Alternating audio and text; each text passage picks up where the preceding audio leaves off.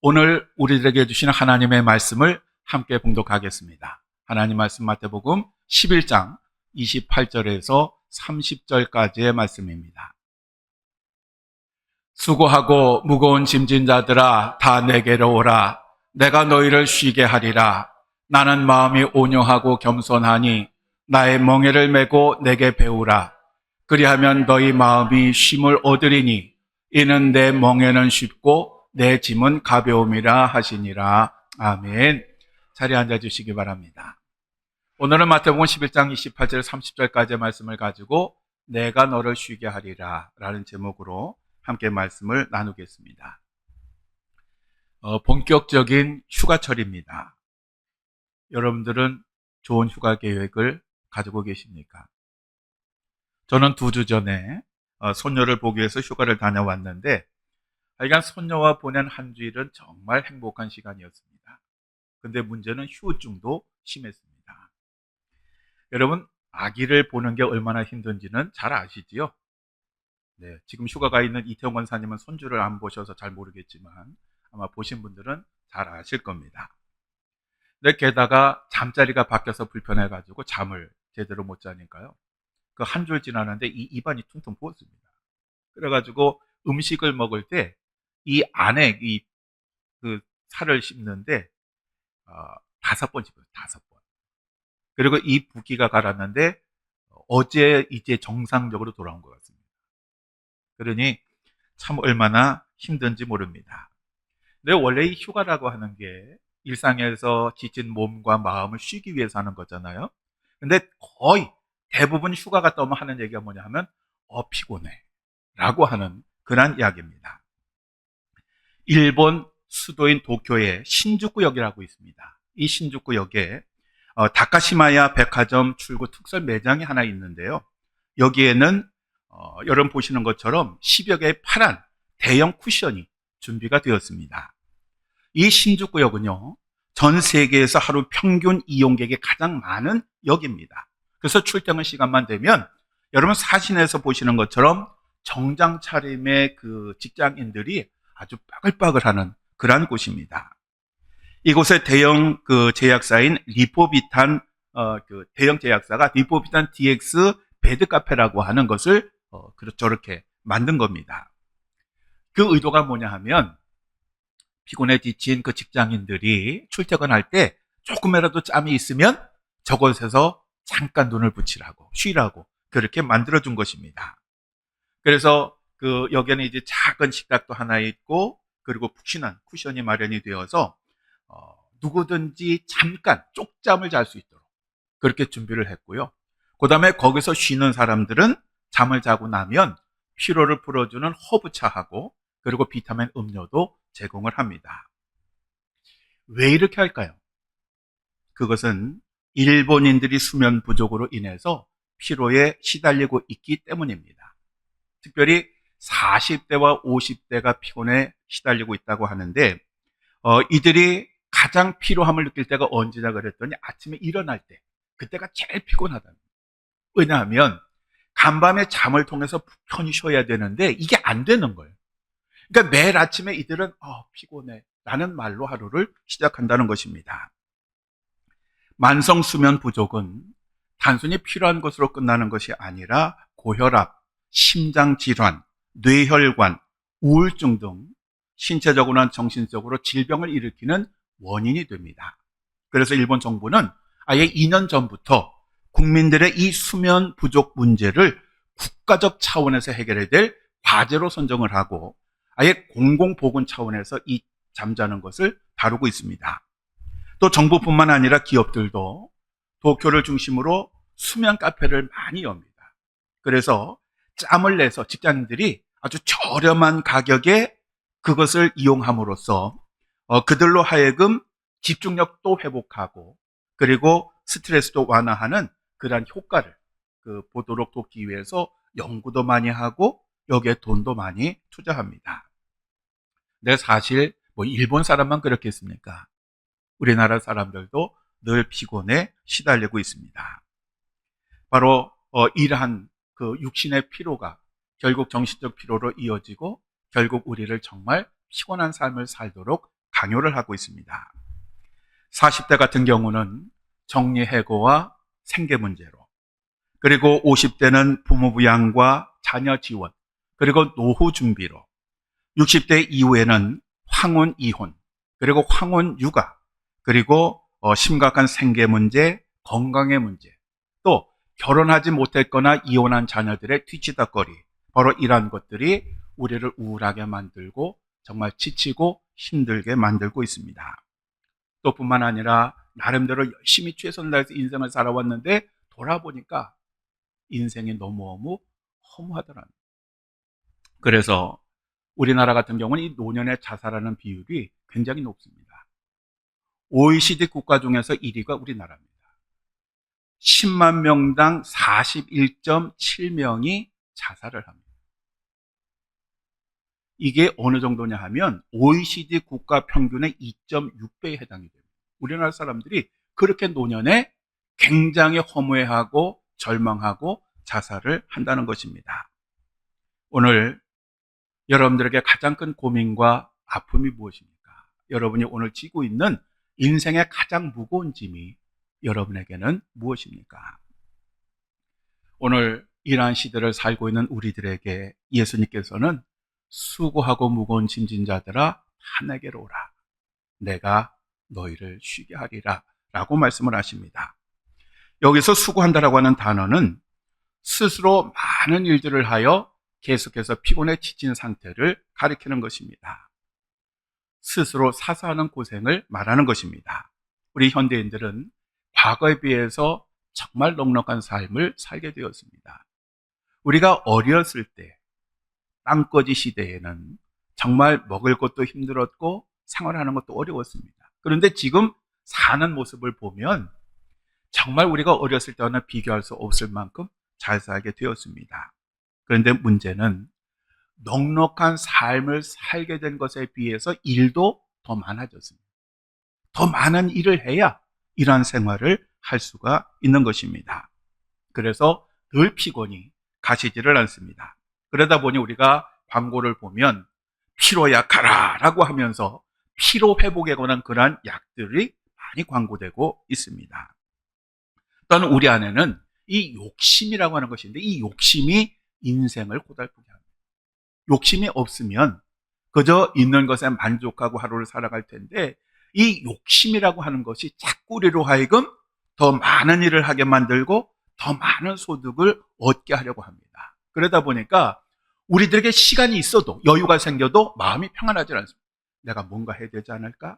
내가 돈을 좀 벌어야 되지 않을까? 어떻게 하면 돈을 벌 수 있을까? 바로 이러한 생각이 우리를 정말 쉬지 못하게 만드는 것입니다. 또 예수님 말씀하신 무거운 짐이라고 하는 것은 수동적인 고생을 의미하는 것인데, 다른 사람이나 환경에 의해서 무거운 짐을 진 채 계속해서 지쳐있는 것 가리켜서 무거운 짐, 이렇게 이야기를 합니다. 성경에서는 전통적으로 부과되는 율법과 유전을 가리키기도 합니다. 그래서 마태복음 23장 1절 이하에 보면 예수님이 제자들에게 이렇게 말씀하셨습니다. 우리 함께 읽겠습니다. 서기관들과 바리새인들이 모세의 자리에 앉았으니 그러므로 무엇이든지 그들이 말하는 바는 행하고 지키되 그들이 하는 행위는 본받지 말라. 그들은 말만 하고 행하지 아니하며 또 무거운 짐을 묶어 사람의 어깨에 지우되 자기는 이것을 한 손가락으로도 움직이려 하지 아니하며. 아멘. 바리새인들과 서기관들은 말만 하고 실천하지 않는 그런 사람들입니다. 유대인 회당에 가면 이 모세의 자리라고 하는 높은 자리가 있습니다. 여기에 앉으면 사람들이 우러러보게 되어 있습니다. 그러니까 유대인들은 이 사람들이 우러러보는 자리에 앉으려고 얼마나 애를 썼는지 모릅니다. 그런데 그 자리에 앉으면 솔선수범하며 신앙생활을 했느냐? 아닙니다. 마치 자기들은 완전한 것처럼 그렇게 여기면서 백성들에게 니들은 이것이 잘못이고 이것이 잘못이고 이것이 잘못이니까 똑바로 살아라 라고 잔소리만 합니다. 그러니 그 성도들이 얼마나 힘들고 어려웠겠습니까?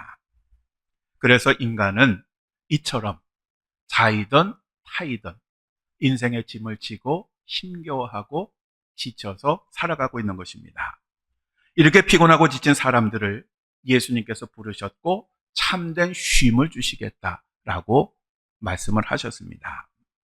나의 상황의 멍에, 고정관념의 멍에, 불안함과 좌절의 멍에, 미래에 대한 두려움의 멍에, 그리고 죄로 인한 그 절망의 멍에를 예수님께 맡기고 내려놓고 참 쉼을 얻으라고 말씀을 하십니다. 예수님은 우리들에게 예수님의 멍에를 메고 예수님에게 배우라 라고 말씀하셨습니다. 여기서 나의 멍에라고 예수님 말씀하시는데, 이 나의 멍에라고 하는 것은 유대 사회에서 스승과 제자 사이의 훈육 관계를 가리킬 때 사용하는 그런 단어입니다. 그리고 이 멍에는 짐승들에게 무거운 짐을 지게 하려고 씌우는 그런 도구인데요. 팔레스타인에서는 이 그 멍에를 짐승에게 지울 때에 반드시 쌍으로, 그러니까 한 그 마리의 짐승에게가 아니라 둘을 붙여서 이 멍에를 함께 지게 합니다. 따라서 예수님의 주시는 멍에를 맨다라고 하는 이 말은 예수님과 함께 우리 인생의 멍에를 맨다라고 하는 그런 의미입니다.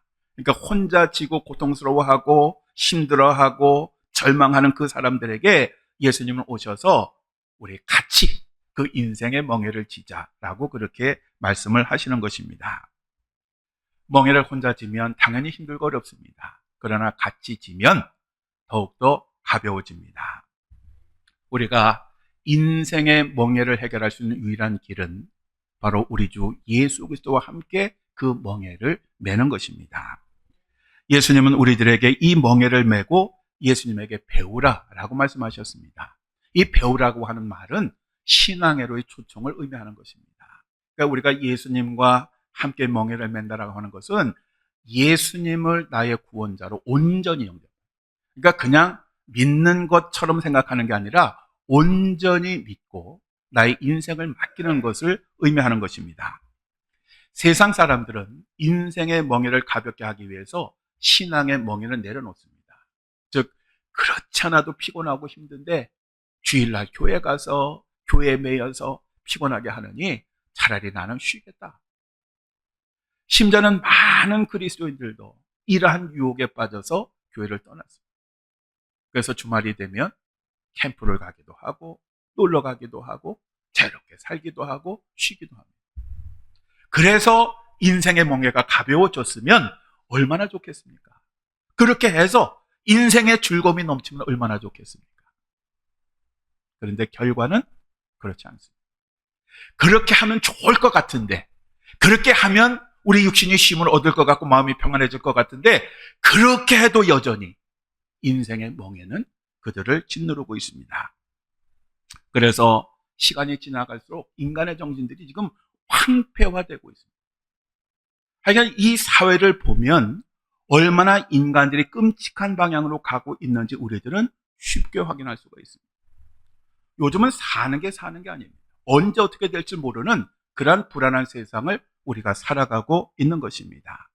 그래서 이러한 인생 앞에서 절망하고 좌절하고 자살하는 사람들이 과거에 비해서 점점 늘어가고 있습니다.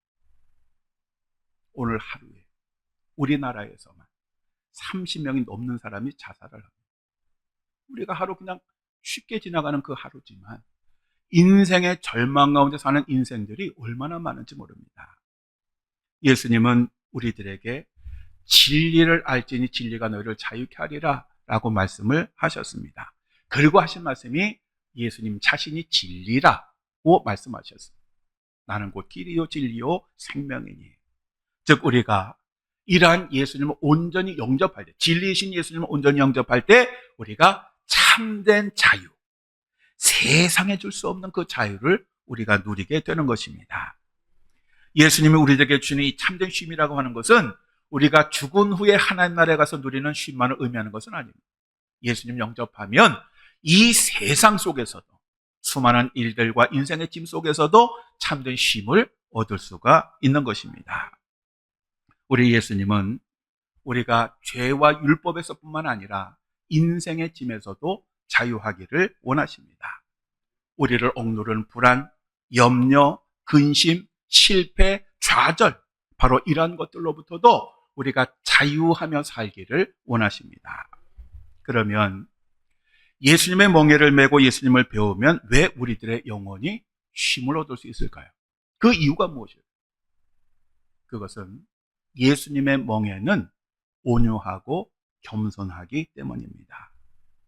우리가 왜 인생을 사는 동안 이렇게 지치고 힘들고 어려운 삶을 사느냐? 그것은 우리가 온유하고 겸손하지 못하기 때문입니다.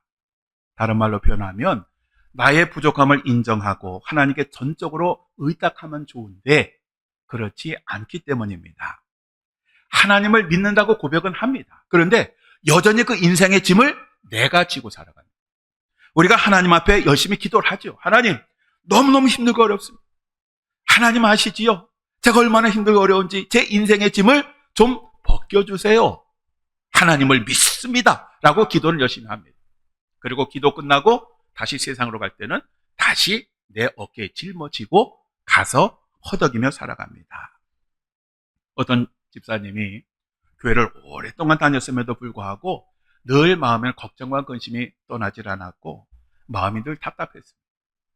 특별히 집사님이 주일날 이제 교회를 가면 일주일 7일 중에 제일 고달픈 날이 언제냐? 주일날이었습니다. 왜냐하면 주일에 교회를 가면 먼저 교회 학교 아이들을 가르치는 교사를 해야 됩니다. 그거 끝나면 부지런히 성가대원으로 찬양을 해야 됩니다. 또 그거 끝나면 식당으로 가서 부지런히 식사를 준비해서 식사 봉사를 합니다. 이러다 보니 주일이 오는 것이 부담스럽고 그리고 주일이 끝나면 완전히 파김치가 돼서 집으로 돌아갑니다. 그러던 어느 날 예배를 드리는데 찬송가 405장을 부르게 되었습니다. 주의 친절한 파래한 빛에 우리 마음이 평안하리니. 늘 지치고 힘든 생활을 했던 이 집사님이 이 찬송가를 부르는데 갑자기 눈물이 확 쏟아졌어요. 집사님이 왜 이러지? 이 찬송가는 수없이 불렀던 찬송인데 왜 이럴까? 그러다가 깨달은 것이 있었습니다. 그것은 내가 왜 교회에 와서 예수님의 품에 안기지 못했을까? 예수님께 모든 것을 맡기면 평안이 오는데 내가 왜 안기지 못했을까라고 하는 것입니다. 그러니까 교회에 와서까지도 자기가 무엇인가 해야 된다라고 하는 그 강박관념, 그 짐이 오히려 그 집사님을 확 짓눌렀던 것입니다. 이것을 깨닫고 나서 이제 집사님이 한 일이 뭐냐 하면 모든 것을 하나님께 내려놓는 것입니다. 그 뒤로부터 이 집사님에게 주일은 정말 기다려지는 아주 즐거운 날이 되었습니다. 이 집사님이 하는 일이 변했느냐? 아닙니다. 똑같이 가서 아이들 가르치고 성가대원도 하고 식사봉사도 합니다. 그런데 전에는 답답하고 힘들고 지쳤는데 이제는 매일매일 순간순간마다 기쁨이 넘치는 그런 날이 되었다라고 하는 것입니다. 우리가 예수님의 멍에를 메고 예수님에게 배우면 쉼을 얻게 된다라고 예수님 말씀하셨는데 이 얻게 된다라고 하는 것을 우리가 주의해야 됩니다. 이 얻게 된다라고 하는 말은 찾다, 발견하다라고 하는 그런 의미입니다. 즉 우리가 참 안식은 밖에서부터 만들어져서 우리에게 주어지는 것이라고 생각합니다. 그래서 이러한 것을 얻기 위해서 우리가 노력을 하는데 참된 안식은 이미 우리 가운데 있습니다. 예수님을 통해서 우리에게 주어졌습니다. 근데 우리가 이 안에 있는 것을 찾지 아니하고 자꾸 바깥에서 헛된 것을 찾기 때문에 여전히 우리는 열심히 애를 쓰나 피곤하고 힘들고 어려운 삶을 살아가는 것입니다. 사랑하는 성도 여러분, 타락한 이 세상에서 걱정과 근심이 없는 사람 누가 있겠습니까? 우리도 이 세상을 사는 동안 먹는 것으로 입는 것으로 그리고 하는 일로 인해서 걱정하고 염려를 합니다. 그런데 베드로전서 5장 7절에 이렇게 말씀합니다. 우리 함께 읽습니다. 너희 염려를 다 주께 맡기라. 이는 그가 너희를 돌보심이라. 아멘. 우리가 하나님께서 우리를 돌보시기 위해서 늘 기다리시는데 우리가 하나님께 맡기지 않으니까 우리 인생이 힘들고 어렵고 고달프고 슬프고 지치는 겁니다. 우리가 맡기면 하나님이 돌봐주십니다. 여러분, 내가 걱정하고 염려하고 내가 뭔가 하는 것과 하나님께서 해결해 주시는 어느 것이 더 쉽고 어느 것이 더 확실하겠습니까? 우리가 걱정하고 근심한다고 해결될 거 아무것도 없습니다. 우리가 열심히 애를 쓰고 수고해도 우리 장로님 기도하신 것처럼 모든 것은 하나님께서 하시는 것입니다. 그러니까 이 하나님께 내가 내 짐을 내려놓을 수만 있다면 얼마나 자유롭겠습니까? 그리고 예수님과 함께 멍에를 매면 얼마나 그 짐이 가볍겠습니까? 여러분 영상 하나 보시겠습니다.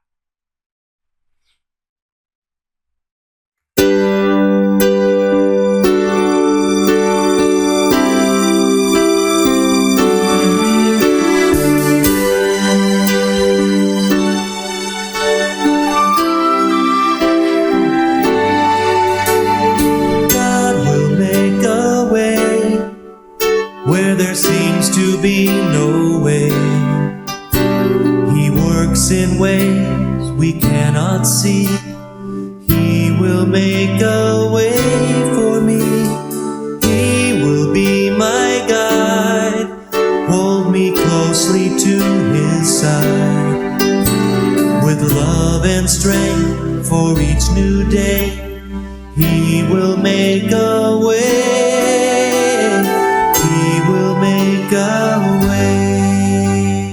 하루에 20km씩 40일을 걸어야 되는 거리고요. 그 먼 길을 전 요놈을 데리고 걷고 왔어요.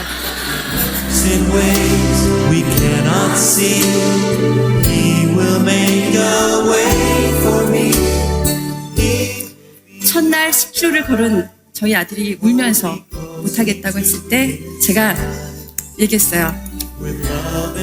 엄마 마음이 많이 아프니까 네가 이 길을 같이 걸어주면 엄마 마음도 나을 것 같아. 그러니까 같이 걸어줄래? 그렇게 이 길을 걷게 되었습니다. 제 배낭을 메고요. 아들 배낭도 메고요. 그리고 옆에서 못하겠다, 밥 사달라, 아이스크림 사달라 징징대고 울던 27km의 아들과 함께 그 길을 걸어야 했습니다.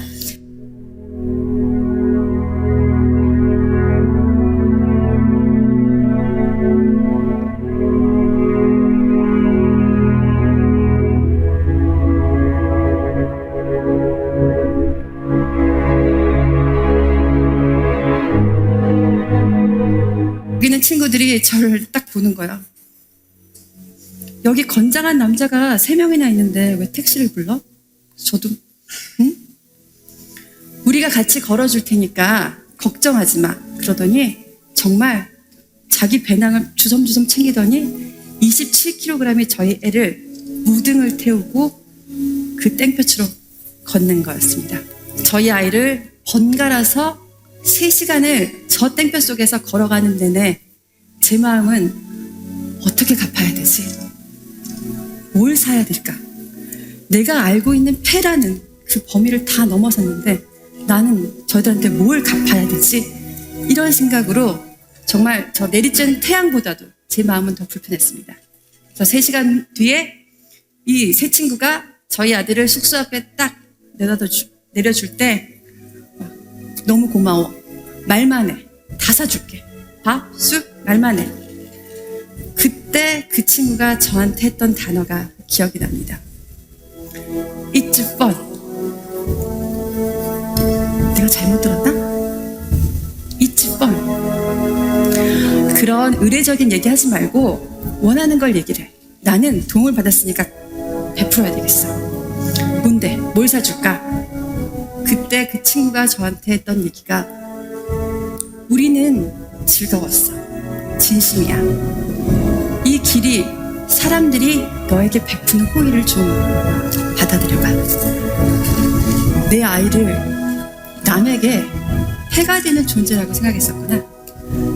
워킹맘으로 사는 내내 나는 나에게는 저렇게 사랑스러운 아이가 남들은 자랑스러워하고 함께 걷고 싶어하는 저 아이를 나는 27kg의 짐처럼 생각했구나. 그때 깨달았습니다. 나에게 27kg, 직장맘인 나에게 27kg의 짐이라고 생각했던 제 아들이 사실은 제 인생에 있어서 가장 큰 축복이라는 겁니다. 나의 은총은 눈이여 너를 아노라.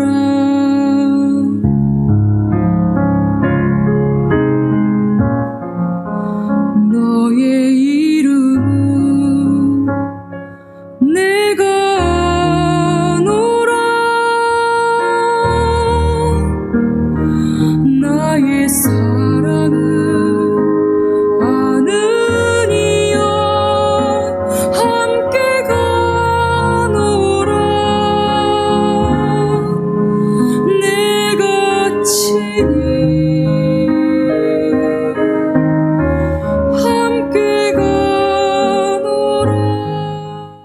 사랑하는 성도 여러분, 우리 예수님이 약속하신 거 있습니다. 내가 세상 끝날까지 너희와 함께하리라. 예수님이 우리의 인생의 멍에를 함께 지시면 인생의 멍에 실만합니다. 인생의 짐이 우리에게 고통과 절망을 주는 것이 아니라 기쁨과 보람과 소망을 주는 것으로 변화될 것입니다. 바로 주님과 함께 인생의 멍에를 지는 여러분들이 되시기를 주님의 이름으로 간절히 축원합니다. 기도하시겠습니다.